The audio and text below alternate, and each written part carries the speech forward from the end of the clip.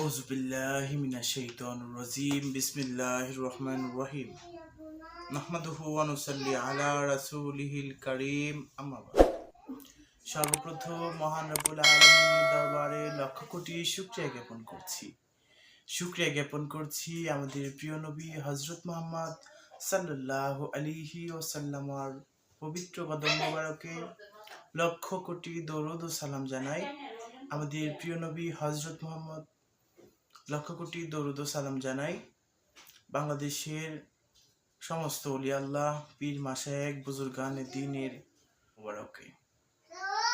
দূরে কাছে, দেশে এবং প্রবাসে যে যেখান থেকে আমাদের দেখছেন সকলের প্রতি আন্তরিক প্রীতি, শুভেচ্ছা, মোবারকবাদ, আন্তরিক সালাম। আসসালামু আলাইকুম ওয়া রাহমাতুল্লাহি ওয়া বারাকাতুহু। সম্মানিত দর্শক শ্রোতা, আমরা আজকে আলোচনা করতে চলেছি মুজাদ্দিদ আল-ফিসানি রাহমাতুল্লাহ আলাইহির ঘটনা সম্পর্কে।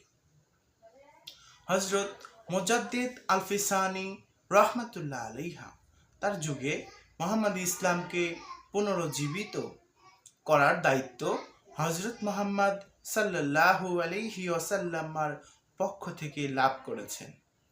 আল্লাহর রাসূল সাল্লাল্লাহু আলাইহি ওয়াসাল্লাম তার মুজাদ্দিদের দায়িত্ব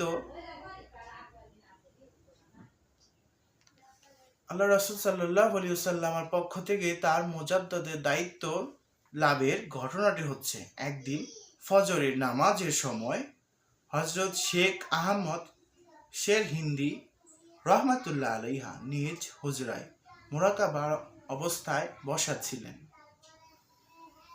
সেমন সময় হযরত রাসূল সাল্লাল্লাহু আলাইহি ওয়াসাল্লাম রোহানীতে বহু আম্বিয়ায়ে কেরাম, আউলিয়ায়ে কেরাম এবং ফেরেশতা সকলদেরকে নিয়ে হাজির হলেন তার হুজরায়।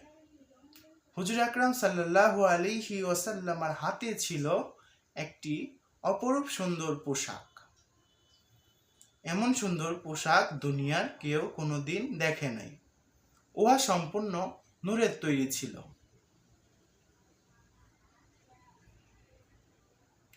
এমন সুন্দর পোশাক হুজুর আকরাম সাল্লাল্লাহু আলাইহি ওয়াসাল্লাম সেই পোশাকটি শেখ আহমদকে নিজ হাতে পরাইয়া দিয়া বললেন, মুজাদ্দিদের সনদপত্র ইহা আমি তোমাকে পরিয়ে দিলাম।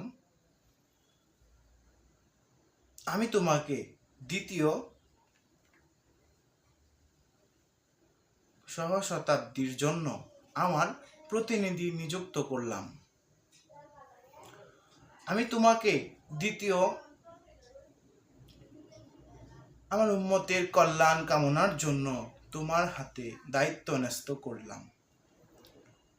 ইহা হিজরি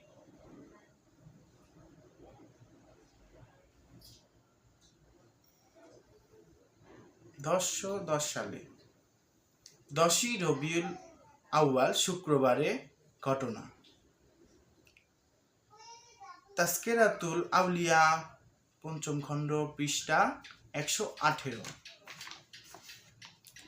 এমনিভাবে ইমাম সৈয়দ আবুল ফজল সুলতান আহমদ রহমাতুল্লাহ আলাইহা সহ সমকালীন যুগের মুজাদ্দিদ গণ আল্লাহর রাসূল সাল্লাল্লাহু আলাইহি ওয়াসাল্লামের বিলুপ্তিত ধর্ম তথা হারিয়ে যাওয়া মুহাম্মদী ইসলামকে সমাজে পূর্ণ প্রতিষ্ঠিত এজিদি মতাদর্শ তথা এজিদি ইসলাম থেকে মুক্ত করে পুনর্জীবন দান করেছেন।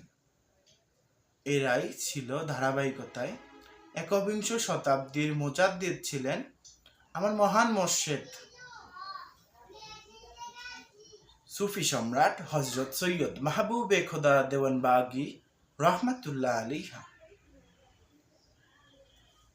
তাকে আল্লাহ রাসূল সাল্লাল্লাহু আলাইহি ওয়াসাল্লাম তার মুহাম্মদী ইসলামকে পুনর্জীবিত করার দায়িত্ব দিয়েছিলেন। এর ফলে মুহাম্মদী ইসলাম